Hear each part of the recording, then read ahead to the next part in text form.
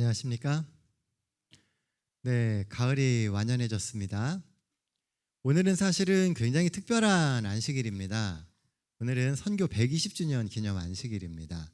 그래서 전국의 많은 교회들이 또 삼육 대학을 중심으로 해서 어제부터 특별한 예배를 드리고 있어요.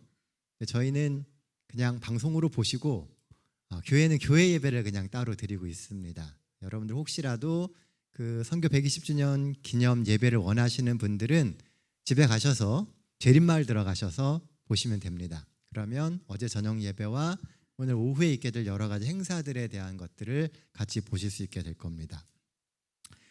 어느새 대한민국에 복음이 전해진 지 120년이 되었습니다. 말이 120년이죠. 120은 굉장히 길고 또 큰 수입니다. 정말 오랜 세월 이 땅에 복음이 전해지게 되고 그 복음의 결과로 오늘 우리가 이 자리에 있게 된 것입니다. 문득 그런 생각이 들었어요.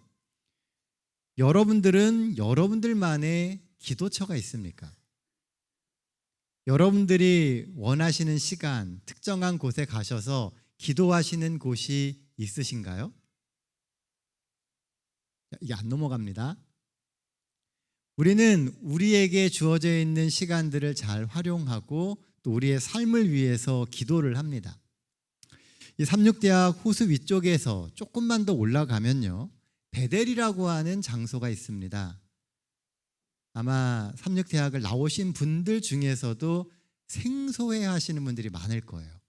베델이라고 하는 아주 작은, 아는 사람들만 아는, 그래도 나름 꽤 유명한 기도의 동산이 있습니다. 이 원래는 산 골짜기에 있는 아주 작은 평지입니다.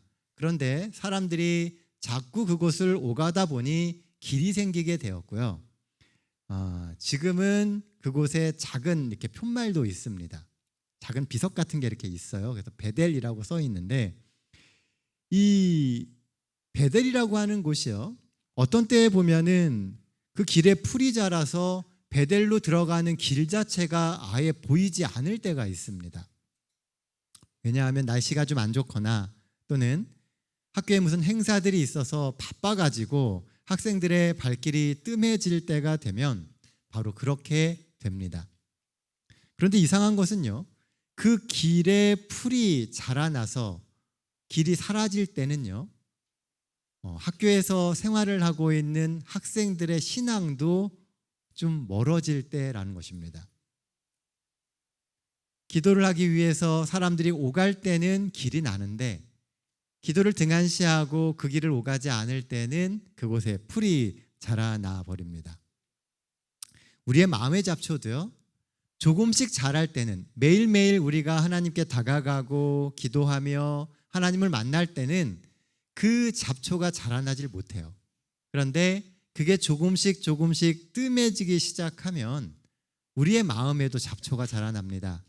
그리고 우리가 다가가야 할 하나님이 되게 멀게 느껴지고 또 하나님이 가리워져서 세상의 여러 것들이 더 크게 보일 수 있습니다. 그러니 우리의 무릎이 더 자주 하나님께 드려져야 하지 않겠습니까? 요즘 가을 하늘이 참 아름답습니다. 하지만 하나님이 주시는 2024년의 가을 풍경은요, 곧 사라집니다. 그러니 눈에도 담으시고 마음에 담으시며 오늘을 누리십시오. 오늘 이 좋은 날, 하나님이 우리에게 주신 이 시간, 오늘이라고 하는 시간을 누려야만 합니다. 특별히 오늘 주신 안식일의 축복을 충분히 누리실 수 있는 우리 모든 동탄 새하늘교회 성도들 되시기를 간절히 바랍니다. 오늘 함께 은혜를 나눌 말씀은요, 민수기 16장에 있는 말씀입니다. 민수기 16장 1절로 3절에 있는 말씀 같이 읽도록 하겠습니다. 우리 한 절씩 번갈아 가면서 읽겠습니다. 1절입니다. 레위의 증손 고앗의 손자 이스알의 아들 고라와 르우벤 자손 엘리압의 아들 다단과 아비람과 벨렛의 아들 온이 당을 짓고 이스라엘 자손 총회에서 택함을 받은 자 곧 회중 가운데서 이름이 있는 지휘관 250명과 함께 일어나서 모세를 거스르니라. 한 장 넘겨주세요. 그들이 모여서 모세와 아론을 거슬려 그들에게 이르되 너희가 분수에 지나도다. 회중이 다 각각 거룩하고 여호와께서도 그들 중에 계시거늘 너희가 어찌하여 여호와의 총회 위에 스스로 높이느냐. 9절입니다. 이스라엘의 하나님이 이스라엘 회중에서 너희를 구별하여 너희에게 가까이 하게 하사 여호와의 성막에서 봉사하게 하시며 회중 앞에 서서 그들을 대신하여 섬기게 하심이 너희에게 작은 일이겠느냐. 네, 감사합니다. 오늘 본문은 고라의 반역에 관한 이야기입니다. 고라의 반역 들어보셨나요? 네, 어린이 성경학교나 성경 이야기를 할 때 아주 많이 등장하는 이야기가 이 고라의 반역의 이야기입니다. 원래 고라의 자손은 레위지파 소속이었습니다. 그리고 하나님의 성소 봉사를 하기 위해서 부르심을 받았어요. 하지만 고라 자손은 모세와 아론처럼 대접을 받는 것도 아니었고요. 성막에서 어찌 보면 아주 허드렛 일들을 하는 그런 사람들이 고라 자손이었습니다. 사실요, 고라와 모세와 아론은 사촌관계입니다. 그러므로 제사장의 역할을 이어받은 아론의 아들들은 고라의 사촌 조카가 돼요. 사촌과 조카들은 화려한 제사장의 옷을 입고 존경받는 것처럼 보였지만 성막에 허드렛 일을 하고 있는 자신의 현실도 좀 그렇고 그 허드렛 일을 대물림해서 자녀들에게 넘겨줘야 한다는 생각에 고라의 마음이 상했을 수도 있습니다. 같은 조상에게서 나왔는데 한쪽은 제사장이 되어가지고 화려해 보이고요. 자신들은 완전히 허드렛 일을 하면서 마치 정말 가치를 적게 판단받는 것처럼 느껴질 수 있는 현실이었다는 것입니다. 반역을 한 고라에게요, 모세가 이런 말을 했습니다. 이스라엘의 하나님이 이스라엘 회중에서 너희를 구별하여 자기에게 가까이 하게 하사 여호와의 성막에서 봉사하게 하시며 회중 앞에 서서 그들을 대신하여 섬기게 하심이 너희에게 작은 일이겠느냐. 자, 무슨 얘기예요? 지금 이 레위 지파인 고라의 자손이 하는 일이 결코 작은 일이 아니라는 겁니다. 겉보기에는 이 일이 허드렛 일처럼 보이고 이 일이 별일이 아닌 것처럼 보이지만 사실은 이 일이 하나님을 섬기는 매우 가치 있는 일이라는 겁니다. 지금 하고 있는 그 일이 결코 작은 일이 아니라고 이야기를 하고 있어요. 또한 이 고라의 자손은 남들보다 더 가까이에서 하나님을 섬길 수 있는 특권을 부여받았습니다. 성소에 들어가서 하나님을 만날 수 있는 그 자리에 특별히 부르심을 받았다는 것이죠. 그러나 고라의 자손은 자신들의 부르심과 그 역할에 만족하지 못하여 그와 같은 생각을 갖고 있는 250여 명의 지도자들과 함께 반역을 계획합니다. 문득 이런 생각이 저에게 들었습니다. 왜 하나님은 모세와 아론만 따로 구별해서 이런 분란이 일어나게 하셨을까? 여러분들은 그런 생각 해보신 적 없나요? 굳이 사람들의 마음을 불편하게 하고 사람들에게 그런 오해를 살 만큼 그들을 구분하셔서 두신 이유가 뭘까라고 하는 것입니다. 일종의 편애와 특혜는 아닐까요? 여러분들의 생각은 어떠십니까? 하나님이 누군가를 부르셔서 어떤 일을 맡기시고 세우시고 때때로는 좀 더 구별되고 더 존경받는 것처럼 하신 이유가 뭘까라고 하는 질문을 해보신 적은 없습니까? 백성들 앞에 섰을 때의 화려함과 존경받는 위치에 있다라고 하는 것은 분명 편애와 특혜일 수 있습니다. 그러나 다른 한편으로 생각해 보면요, 백성들을 놓고 하나님 앞에 고뇌하면서 그 백성을 하나라도 더 구원하기 위해서 눈물로 하나님을 만나는 그 모세와 아론의 역할이 과연 특혜일까라는 생각도 든다는 것입니다. 우리는 한 단면을 보고 그게 전부라고 생각해요. 그런데 늘 빛이 있으면은요, 어두움이 있습니다.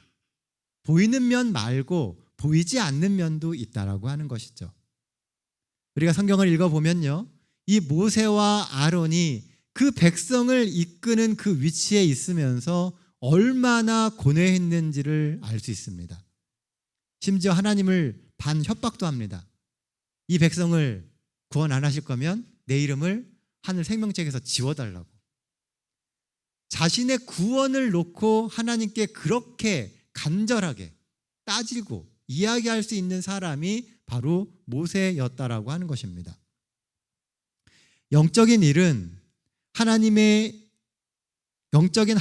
일은 함께 부담하고 협력하여 이루어가는 것입니다. 더 높고 더 낮음도 없고 더 귀하고 덜 귀한 것도 없습니다. 우리는 종종 착각해요.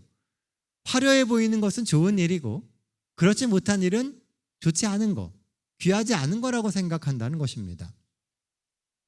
그저 그 역할이 내게 맡겨주신 하나님의 은혜이다라고 하는 시각이 우리에게 필요해요. 하나님이 무슨 일을 우리에게 맡기시든 우리는 그 일을 통해서 하나님께 영광을 돌리면 되는 거예요. 하나님이 나를 필요로 하시는 것이기 때문에 그렇습니다. 하나님이 나를 부르셨다라고 하는 것은 내가 필요하다는 거예요. 하나님이 나를 사용하기를 원하신다라고 하는 것입니다. 그런 면에서 보면 고라의 반역은 참 안타까운 사건입니다. 이 사건에 참여한 지도자만 몇 명이라고요? 250명입니다. 한 족속의 지도자들만 250명이에요. 그 당시 백성들을 이끌고 있던 아주 중요한 많은 지도자들이 이 일에 가담했다는 겁니다.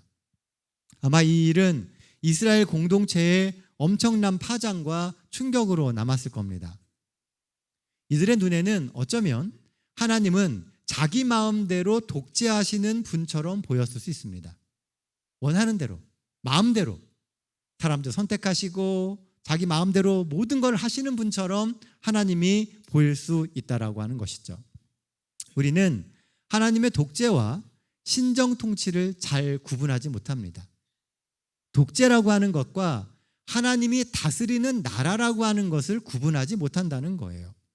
왜냐하면 우리의 생각 속에는 민주주의적 사고방식이라고 하는 것이 깊이 자리 잡혀 있기 때문에 그렇습니다. 아주 어렸을 때부터 우리는 민주주의에 대해서 배웠어요. 그리고 알게 모르게 민주주의적 사고방식이 우리 속에 있습니다. 민주주의는 참 좋은 겁니다. 권한을 나누고 함께 책임을 지는 공동체를 만들기에 아주 적합한 게 민주주의예요. 그리고 그 모든 선택의 중심에는 공동체 구성원들의 민심과 여론의 결정이 있습니다. 그러므로 모두의 합의가 중요해요. 사람들의 여론을 찾아서 다수가 합의하는 그 내용대로 가는 것이 민주주의의 핵심이죠. 그런 민심과 여론을 무시한 채 특정한 지도자가 마음대로 하게 되면 그것을 독재라고 이야기합니다. 그런데 성경을 읽어보면요, 하나님이 통치하시는 나라는 백성들의 여론으로 움직이는 것이 아니고요, 하나님의 말씀으로 운영이 됩니다. 백성들의 뜻을 모아서 결정하는 게 아니에요. 하나님이 말씀으로 해주시는 것이 곧 그 백성들이 나아가야 할 길이라고 하는 것입니다. 세상의 모든 역사를 주관하시는 하나님께서 우리의 삶의 가이드라인을 잡아주시고 갈 길을 지시하시고 또 우리를 인도하시는 곳이 바로 하나님의 나라입니다. 하나님이 말 그대로 왕이신 나라가 하나님의 나라예요. 그리스도인이 된다라고 하는 것은요, 하나님이 왕이신 그 나라에 참여하는 백성이 된다는 것입니다. 그래서 우리는 우리들의 생각과 우리들의 의견과 우리들의 뜻을 생각하기 이전에 하나님이 뜻하시는 것이 무엇인지를 먼저 생각해야 된다는 거예요. 이 부분이 바로 고라와 모세가 생각하는 다른 점이었던 것입니다. 모세라고 고라나 그 다른 지도자들이 갖고 있는 생각들과 그 분위기를 몰랐을까요? 아마 충분히 알았을 겁니다. 모세와 그 고라와 250명의 지도자들이 그 정도의 일을 벌릴 정도면 이미 백성들 사이에서 그것들과 관련된 많은 이야기들이 오갔을 거예요. 모세도 알았습니다. 그러나 모세의 선택과 모세가 전하는 기별은 오로지 하나님이 주시는 그 말씀일 수밖에 없었다는 거예요. 왜냐하면 모세가 이끌고 있는 그 백성은요, 하나님의 나라의 백성이기 때문에 그렇습니다. 하나님의 나라와 세상 나라는 가장 기본적인 운영 원칙이 달라요. 그래서 민주주의 사고방식으로는 하나님의 나라의 원리를 100% 이해하기가 쉽지가 않습니다. 민주주의에서는요, 지도자의 권위에 동의하지 않는 경우에는 민원이나 이의를 제기해서 권위에 도전할 수 있습니다. 그리고 그 권위를 바꿀 수도 있어요. 그러다 보니 이런 사고방식이 교회 안에 스며들어와서요, 하나님이 세우신 권위에 도전하거나 노골적으로 저항하는 모습들을 종종 발견하게 됩니다. 하나님이 주시는 말씀이 명확한데 그 생각과 내 생각이 안 맞아요. 그러면 그 말씀을 받아들이는 것이 아니라 말씀을 거부한다는 것이죠. 여러분들의 삶은 어떠십니까? 그리스도인으로서 하나님이 주시는 그 말씀을 전적으로 수용하십니까? 아니면 그 말씀을 내 생각과 내 뜻의 틀이라고 하는 것으로 걸러내십니까? 아마 우리가 스스로에게 질문해 봐야 될 부분이에요. 만약에 우리가 우리의 생각으로 그 뜻을 걸러내기 시작한다면 어떤 면에서 우리는 하나님의 나라에 속한 백성이 아닐 수도 있다는 거예요. 하나님이 우리에게 왕이 아니시라는 거죠. 물론 하나님이 세우신 그 리더가 완벽하고 실수가 없다면 얼마나 좋겠습니까? 그러나 하나님은 그 리더가 완벽하기 때문에 그를 따르라고 말씀하시는 게 아니에요. 본문에 나오는 모세나 아론도 수많은 실수를 저질렀습니다. 결국 모세는 그 실수 때문에 가나안에 못 들어갔잖아요. 그들은 완벽한 존재가 아니에요. 하지만 하나님은 그들의 실수도 연약함도 많은 그런 리더들을 세우시면서 그들을 통해서 하나님이 어떻게 역사하시는지를 보여주시는 겁니다. 불완전한 인간도요, 하나님의 손에 붙들리면 하나님이 얼마나 놀라운 일을 이루실 수 있는지를 보여주셨던 것입니다. 작은 일을 맡기신다고 우리가 서운해할 필요도 없고요. 그러니 부르심을 받은 사람은 자신의 연약함을 통해서 좌절할 필요도 없습니다. 나는 부족한데 하나님이 왜 나한테 이렇게 큰 일을 맡기시나? 그렇게 고민하실 필요도 없다는 거예요. 하나님께서 부르시면 거기에 합당하게 능력도 주시고요, 내가 해결할 수 없는 그 일도 하나님이 해결해 주십니다. 제가 목회를 하면서 느끼는 것 중에 하나가 바로 그런 거예요. 제가 가지고 있는 능력보다 하나님은 더 크신 일을 이루십니다. 그래서 그런 일에 대해서는 크게 고민을 안 해요. 하나님이 부르셨으면 해결해 갈 수 있는 방법과 또 사람들을 주실 것이다 라고 생각하고 있기 때문에 그렇습니다. 이제 우리 교회도요, 내년에 교회를 위해 봉사해 주실 새로운 직원들을 뽑을 시간들이 다가옵니다. 하나님의 부르심과 하나님의 선택을 믿으십시오. 어떤 사람들이 뽑힐지 몰라요. 어쩌면 여러분들이 생각하는 그 지도자가 아닐 수도 있습니다. 하지만 분명 하나 확실한 것은요, 하나님은 분명히 그들을 통해서 하나님의 교회를 세우실 것이고 하나님의 일을 이루신다는 겁니다. 어쩌면 그 부르심이 여러분들을 위한 부르심일 수도 있습니다. 나는 생각도 안 하고 있는데 내가 그 지도자가 될 수도 있어요. 하나님은 뜻이 있으십니다. 그 부르심에는 결코 후회가 없어요. 그러니 내게 맡겨진 일에 순종하며 하나님이 나를 통해 이루실 일을 기대하면 됩니다. 하나님의 부르심에는 결코 후회가 없고 실패도 없습니다. 이 사실을 믿으십니까? 아멘 하시는 분이 반밖에 안 계시네요. 나한테는 안 맡겼으면 좋겠다라는 생각이 드시는 거죠. 하나님이 분명히 우리를 통해서 큰 일을 이루십니다. 그렇기 때문에 지금 교회가 존재하는 거예요. 우리의 부르심에 순종하며 맡겨주신 역할을 기쁨으로 감당함으로 이 고라처럼 큰 실패를 하지 않는 우리 모두가 되기를 간절히 바랍니다. 본문이 주는 두 번째 기별은요, 그리스도인의 삶에는 하나님의 법이 중요하다는 것입니다. 3절 말씀입니다. 그들이 모여서 모세와 아론을 거슬러 그들에게 이르되 너희가 분수에 지나도다. 회중이 다 각각 거룩하고 여호와께서도 그들 중에 계시거늘 너희가 어찌하여 여호와의 총회 위에 스스로 높이느냐. 고라는 모세와 아론에게 물어보기를 우선 회중이 다 거룩한데 왜 너희만 거룩하다고 이야기하냐라고 이야기해요. 자, 맞는 얘기예요? 틀린 얘기예요? 반은 맞고 반은 틀립니다. 분명히 모두가 거룩한 건 맞습니다. 그런데 모세와 아론이 그들만 거룩하다고 이야기하지는 않았다는 거예요. 거룩한 사람들 가운데 더 구분됐던 사람이 모세와 아론이었을 뿐입니다. 고라의 자손의 명분은요, 이스라엘 회중이 다 거룩하고 하나님도 그들 가운데 계시다는 것이었습니다. 이는 모세와 아론, 너희만 거룩한 것이 아니다라고 하는 의미를 담고 있어요. 이 말은 틀린 말이 아닙니다. 물론 온 이스라엘 회중이 다 거룩한 것은 맞습니다. 그러나 동시에 모세와 아론이 그 회중 가운데서 하나님께 선택받은 지도자인 것도 맞다는 것입니다. 그래서 우리는 모세와 아론을 존중해 줘야 돼요. 그러나 어떤 이들은 이런 영적인 평등을 앞세워서 하나님이 세우신 영적 권위를 거부하려고 한다는 사실입니다. 교회 안의 제도나 율법의 원칙은 다 무시한 채 그저 자신의 구미에 맞는 신앙생활을 하려고 한다는 겁니다. 여기 보면 영어가 하나 써 있죠. I'm not religious but spiritual입니다. 무슨 얘기냐 하면은 나는 종교적이지는 않아요. 하지만 뭐라고요? 영적이라는 것입니다. 종교적이지 않고 영적이라는 얘기예요.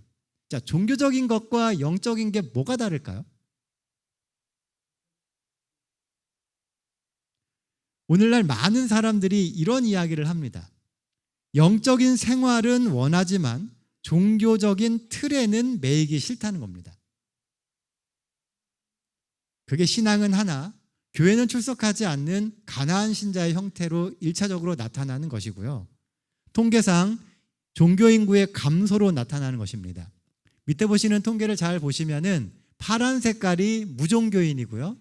여러분들 보실 때 약간 노란 색깔, 주황 색깔빛으로 나는 게 종교인의 수치입니다. 자, 보시면 2017년, 15년을 기점으로 해가지고 역전되더니만 2023년에는 전체 응답자의 62.9%가 자신은 무종교인이라고 대답을 했습니다. 이게 얼마 전 뽑았던 통계 내용이에요. 여기 보면은 무종교인이 엄청나게 많이 늘었습니다. 그렇죠? 그런데 현실에서 보면은요, 조금 다릅니다.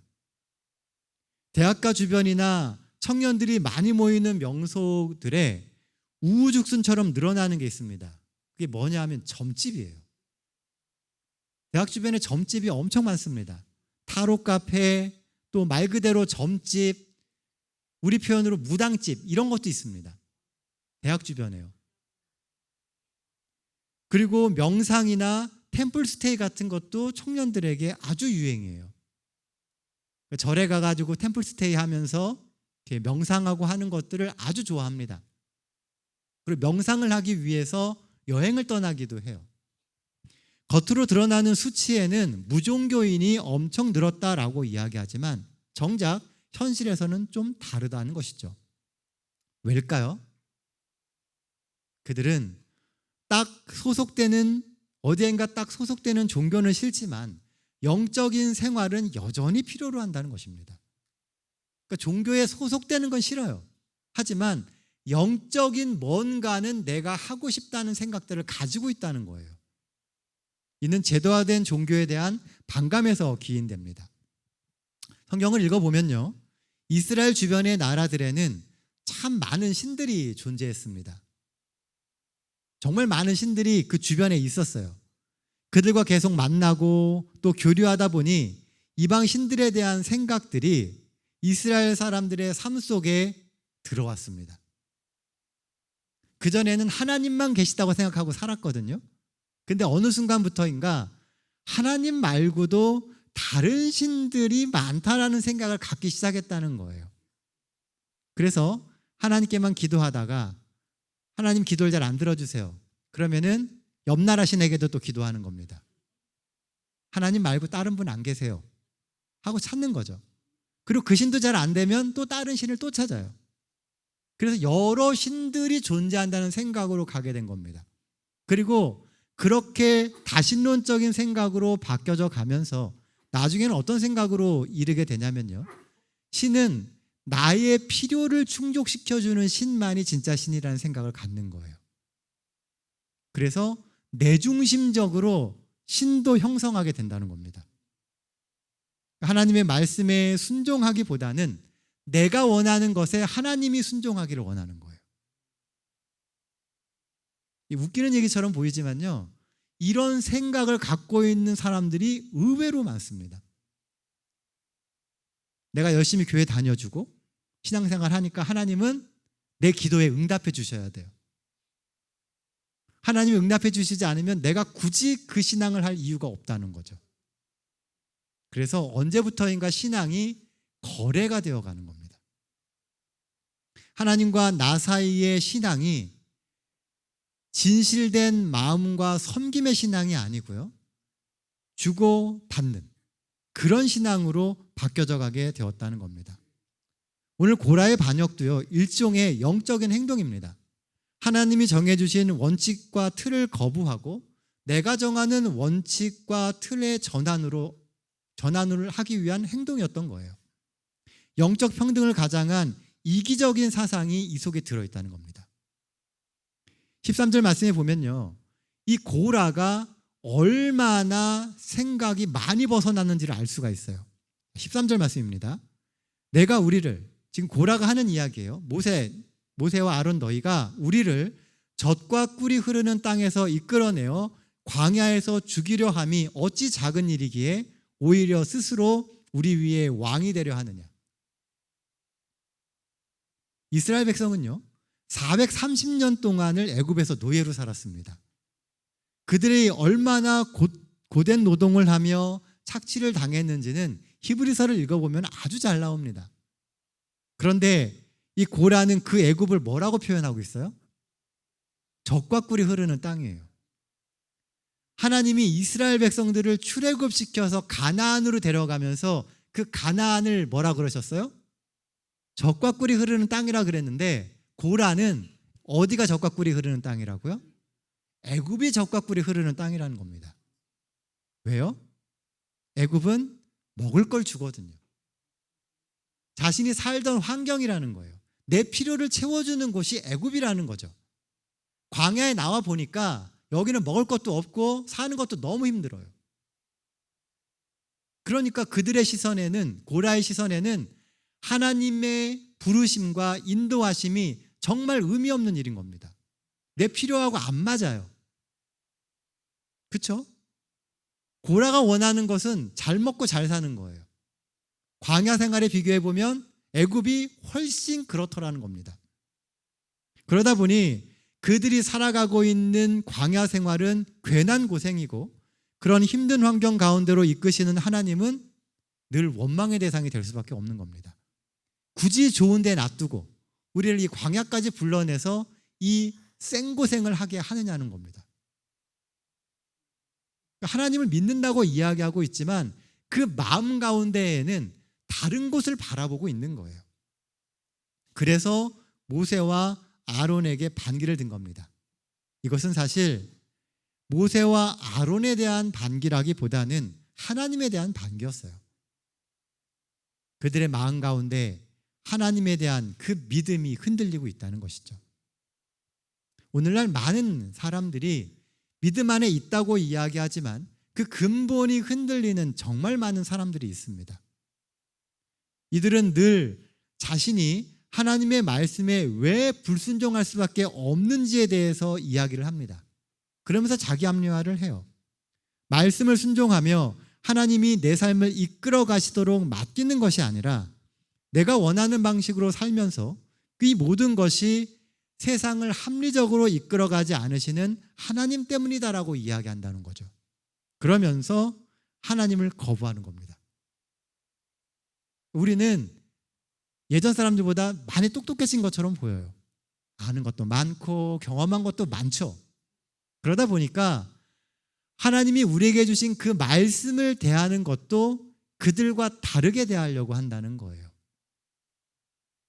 예전에는 내가 아는 게 없으니까 하나님의 말씀이 맞겠지 하고 받아들이는 태도였다가 이제는 내가 아는 게 많고 경험한 게 많으니까 하나님의 말씀을 내가 받아들일 수 있는 말씀과 받아들일 수 없는 말씀으로 구분한다는 겁니다. 말씀을 자꾸 이렇게 난도질을 해요. 그 말씀을 그대로 받아들이는 게 아니라 자꾸 걸러내서 받아들이려고 하는 겁니다. 그러면서 나도 모르게 하나님과 내 사이의 관계가 깨지고 있고요. 나도 모르는 사이에 우리의 신앙이 근본부터 흔들리는 경험들을 하고 있다는 겁니다. 세상이 악하기 때문에 우리의 믿음이 흔들리는 게 아니고요. 우리가 근본 자체를 하나님께 두지 않기 때문에 믿음이 흔들리는 거예요. 우리가 갖고 있는 이성이나 우리의 지식이나 우리의 경험에다가 자꾸 우리의 신앙의 기초를 두려고 하니까 조금만 다른 이론이 나오거나 조금만 더 혹하는 이야기가 나올 때마다 그 믿음이 근본적으로 흔들리는 겁니다. 우리가 오늘 어떤 눈을 가지고 하나님의 말씀을 볼 것인지 우리는 잘 생각해야 합니다. 하나님이 우리에게 어떤 분인지, 우리의 필요를 채워주시는 신인지, 아니면 우리를 만드시고 우리의 삶을 책임지시는 하나님인지를 우리는 결정해야만 하는 것입니다. 우리를 하나님의 자녀가 되게 하고 그리스도인이 되게 하는 것은 무엇일까요? 그것은 바로 하나님의 말씀, 주께서 주신 약속의 말씀입니다. 이 말씀이 우리의 삶을 붙듭니다. 하나님의 법이 하나님의 말씀이에요. 그러니 이 말씀의 원칙에 우리는 절대 순종해야 하는 것입니다. 그래야 하나님이 우리의 삶 속에서 하나님의 모든 계획과 하나님의 뜻을 이루실 수가 있어요. 이제 가을이 완연해졌습니다. 우리의 신앙의 성숙도 이 완연해져가는 가을만큼이나 깊어질 수 있기를 기대합니다. 우리 함께 이 말씀을 붙들고 그대로 삶을 살아보지 않으시겠습니까? 주신 말씀을 우리의 마음에 전적으로 믿음으로 받아들이고 아멘 하면서 그 말씀이 내 삶에 이루어지기를 소망하며 우리가 살아야 하지 않겠습니까? 실제로요, 하나님께 반역하였던 고라의 자손들은 대부분 죽었습니다. 하지만 그들 가운데서도 돌이켜 하나님께 돌아왔던 고라의 후손들은 죽지 않고 살았어요. 고라가 지도자로 있었지만 고라에게 순종하지 않고 뜻을 같이 하지 않고 회개하고 돌이켰던 고라의 후손들은 살았다는 겁니다. 그들은 나중에 성전 문지기가 되기도 했고요. 성전에서 떡을 굽는 성전 요리사가 되기도 했고 찬양을 부르는 사람들로 하나님을 섬기기도 했습니다. 시편에 보면은 고라의 후손들이 지은 시가 여러 편이 나옵니다. 그 시편 이렇게 위에 보시면 제목 붙어 있잖아요.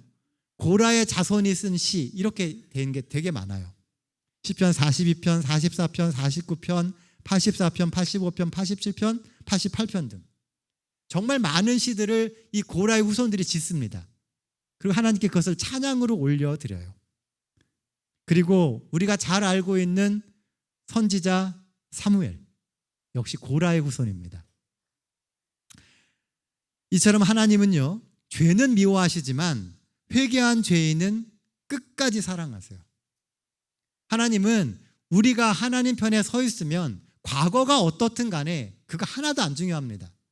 믿음을 가지고 굳건히 서고 있는 그들을 끝까지 붙드시는 분이 우리 하나님이시라는 거예요. 그러니 말씀 위에 오늘 다시 한번 굳게 서십시오. 우리의 삶에는 하나님의 말씀이 더욱 필요합니다. 이 한 주도 우리에게 주시는 하나님의 말씀 위에 굳게 서서 살아가시는 우리 모든 성도들 되시기를 간절히 소원합니다. 말씀 정리하겠습니다. 첫째, 하나님이 맡기신 모든 직분은 거룩합니다. 그러니 감사하는 마음으로 순종하며 잘 받들어야 합니다. 그리고 합력하여 선을 이루어 가야 돼요. 하나님이 우리의 순종을 통해서 더 큰 하나님의 역사를 우리의 삶에 이루어 주실 것을 믿습니다. 둘째, 하나님의 법인 말씀이 우리 신앙의 원칙이자 기초임을 잊지 마십시오. 때때로 우리의 마음에 100% 동의되지 않는 순간이 있을 수도 있어요. 그러나 먼저 예하며 순종하면서 하나님께 맡기십시오. 그러면 우리가 100% 이해되지 않았던 그 말씀이 어느 순간 이해되는 순간이 옵니다. 그리고 그런 의미였구나. 하나님은 이런 계획을 갖고 계셨구나 라고 하는 것을 깨닫는 때가 있다는 것이죠. 때로는 우리에게 답이 없는 문제에 하나님은 답을 갖고 계십니다. 하나님이 우리의 삶의 모든 문제에 답을 주실 수 있습니다. 믿고 기다리십시오. 그렇게 살아보시겠습니까? 비록 늘 미숙한 우리의 삶이긴 하지만 우리의 삶을 통해서 하나님의 온전한 계획이 성취되는 우리의 인생이 되기를 간절히 원하며 오늘 말씀 마치도록 하겠습니다.